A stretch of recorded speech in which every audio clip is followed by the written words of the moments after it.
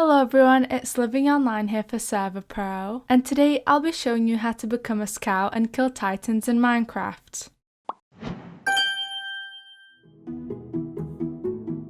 The Attack on Titan Datapack introduces new crafting recipes, new achievements, ODM-Gear, titans, and much more. We'll be leaving the link to the map we used in this video in the description. However, to get started, you'll have to craft a Survey Corpse field guide. If you open the guide up, you can click on any of the items on the crafting page to get their recipe. Firstly, you can craft the same ODM gear from the show. You'll also need to craft the gas trigger in order to use the gear. Once you have both pieces of equipment, place the ODM gear in your shield slot and the gas trigger in your main hand. After, all you have to do is right click to attach the grapples onto a surface and right click again to be lifted in that direction. When you get the hang of it, you'll be able to outrun any titan. If you want to feel more like a scout though, you can craft leather armor as the textures have been changed to look like the uniform. You can also craft Survey Corpse armor with the recipes included in the book. This armor set will offer you more protection and also give you night vision. For an upgrade, you can combine the ODM gear and gas trigger with ultra hard steel. Once you've done that, your gear will do more damage to titans. When fighting them, you'll have the upper hand for the most part, but it's important to note that once you've struck them with the gear, the blade breaks and you'll have to combine it with more hard steel to restore it. To help out in defeating these powerful titans, it's important you know a couple more things about them. In this data pack, much like in the show, you must attack them at the nape of their neck to do significant damage, otherwise they can just regen. It's also noted that titans are the strongest during day stages, therefore they're much more vulnerable at night. Don't worry though, this data pack lets you know what day stage it is in the chat box so you know the perfect time to attack. Noon is the most dangerous time to hunt titans. You'll be dead in no time if you don't have ODM gear.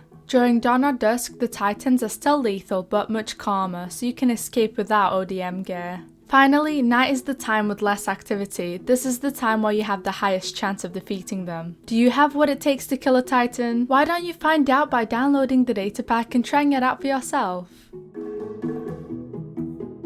Firstly, you can use the link in the description to get to the official download page. Scroll down to where it says all versions and click it, then press continue to be redirected to this page. At the bottom you should click the green download button and wait for the file to be downloaded.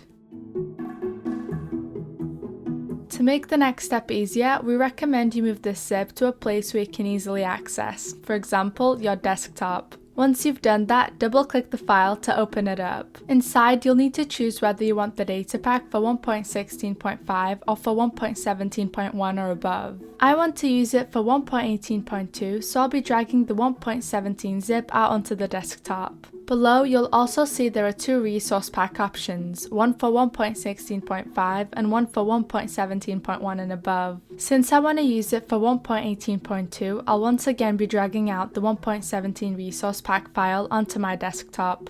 Afterwards, you can delete the zip we downloaded earlier, as all we need is the data pack and resource pack files we dragged out of it. For this step, you're going to have to go to the Server.pro website and access your server control panel from there. At the dashboard, make sure that the server version matches the data pack version to ensure no complications. If you downloaded the data pack and resource pack for 1.17, make sure the version here is 1.17.1 or 1.18.2. If you downloaded the 1.16 version of the data pack, make sure the server is set to 1.16.5. Before proceeding to the next step, quickly confirm that the server is offline. Firstly, I'll be showing you how to upload the data pack onto a world you've already created. This data pack doesn't require you to make a new world, but if you're interested in that, I'll be showing you how to create a brand new world with the data pack enabled after. Firstly, what you're going to do is head to the Files tab. Click on the World folder and then the Data Packs folder. Here's where you're going to drag the Attack on Titan Datapack zip you downloaded at the beginning of the video. And that's it, the data pack is uploaded onto your world. However, if you're interested in creating a brand new world with the data pack enabled, you're going to want to head to the Worlds tab. Here's where you're going to create a brand new world. You can set your world name and adjust world settings as usual. Just make sure the world name doesn't have any spaces or special characters. However, below you'll also see a button labeled Upload Data Packs. Simply click the Select Files button and then navigate to the area where you saved the Attack on Titan Datapack zip to. Once you've found it, press Open and then Create World. It'll take a second for the files to upload, but when that's done, you should go into the Files tab. Double click on your world folder and then go into the Datapacks folder. If you see the Datapack zip inside, it means you've followed these steps correctly.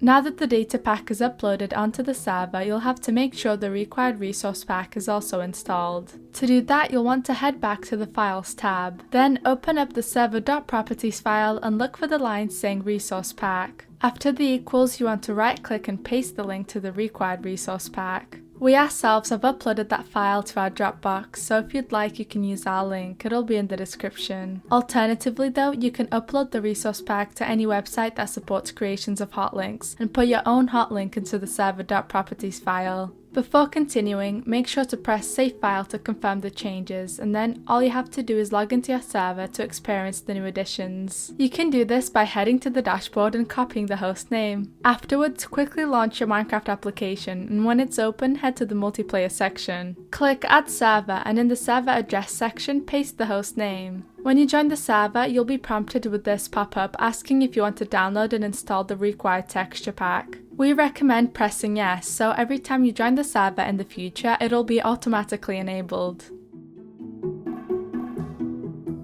Well, that's it for this video. If you have any questions, make sure to leave them down below. And if you enjoyed this video, subscribe to see more from our channel. Thank you for watching!